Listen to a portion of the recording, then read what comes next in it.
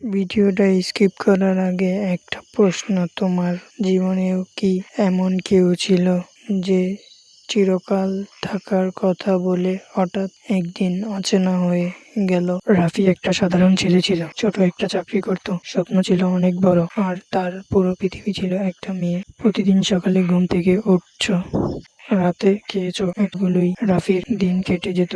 মায়া বলতো, তুই কখনো আমাকে ছেড়ে যাস না।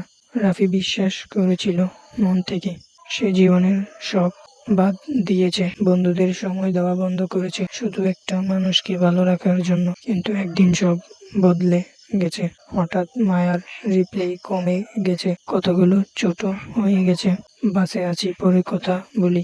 রাফি বুঝতো কিছু একটা বদলাচ্ছে, কিন্তু ভয় পেত জিজ্ঞাসা করতে, কারণ সে হারানোর ভয় পেত। তারপর একদিন রাতে মায়া একটা মেসেজ দিল, আমাদের সম্পর্কটা আর আগের মতো লাগছে না। রাফির বুক কেঁপে উঠল। সে শুধু একটা প্রশ্ন করলো, অন্য কেউ এসেছে?